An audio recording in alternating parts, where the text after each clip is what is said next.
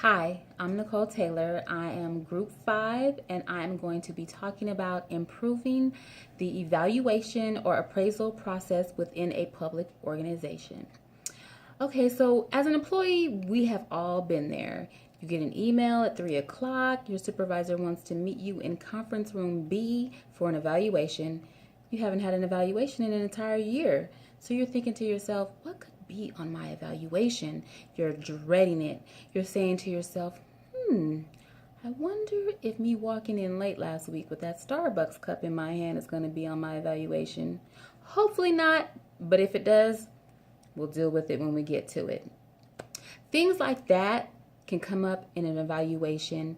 And also on the flip side, a supervisor or manager may be terrified of giving the evaluation.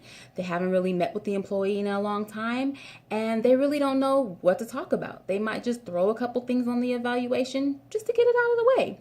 So that is a flawed evaluation system. So we're going to talk about some things an organization can do to improve the appraisal process. So one of the first things that an organization should do is assemble some type of a task force to revamp the system. And what you will want to do is gather different entities into one to create a task force to revamp the system. And it could be the head of the HR department, or also you should always include for public organization the bargaining unit. The bargaining units represent the employee. In San Bernardino County, the newest bargaining unit is Teamsters Local 1932. They have been going into public organizations and renegotiating MOUs and bargaining agreements for employees, and they all have been meeting the needs of the organization through negotiations with management.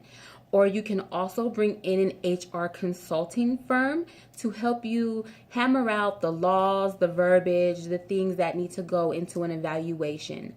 The second thing we want to do is the employer needs to define the expectations and goals to the employee to let them know these are the expectations, these are the goals, this is what we're going to be working on, and this is what we want. And this is how we're going to measure productivity and benchmark certain areas so that the goals are clearly defined, so that there's no surprises when it comes to an evaluation, and that way people will not be so afraid on either sides.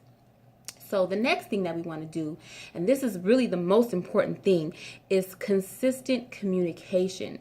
If employees and supervisors, managers, or whatnot are only meeting once a year, then either side really knows not what to expect when it comes to the evaluation. So if employers are meeting with the employee on a consistent, either monthly or a quarterly basis to discuss the goals of the organization and how the employee has been meeting those expectations, then when it comes to the yearly evaluation, everything won't be such a surprise, right? Okay, that brings us when we're in the actual evaluation, and that can be the most scariest part. When there's a list of things that are on the evaluation that the manager or supervisor is going over, and everything goes right over the employee's head. They have no clue what the supervisor is talking about. And we want to be able to, in those evaluations, give constructive criticism.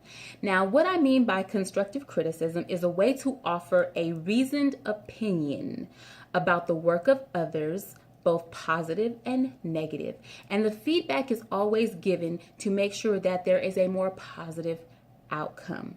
Okay, so we want to be giving back constructive criticism to employees so that we are addressing a concern, but we're also addressing a solution. And, for an example, that could be, you can notice that an employee is coming in late all of a sudden. Like, that employee really doesn't come in late like that. Like, what is going on with this employee?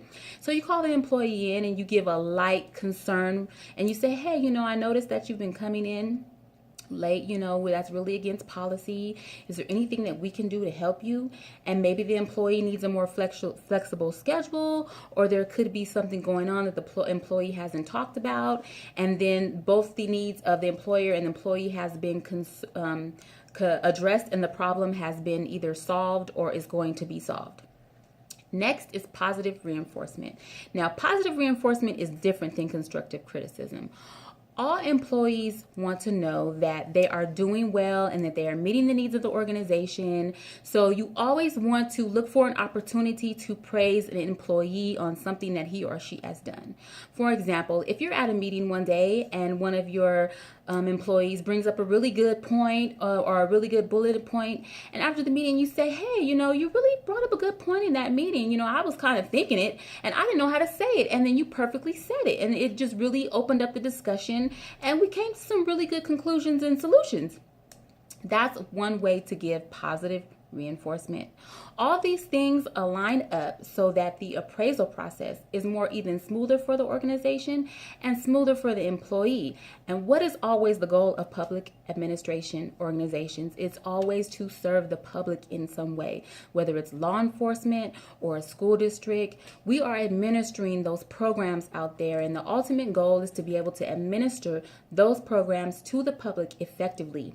And the way to do that is to retain really great employees. If you retain really great employees throughout an organization that are there for years and they have experience and they're giving their all, it will come out in the outcomes and measurements of the programs that we are supposed to be administering. I hope this helped you guys, and I hope you're not walking into work late with that Starbucks cup in your hand. Not that I've done that before, but I'm just saying. But I hope you enjoyed Group 5's presentation, and happy appraisals. Bye.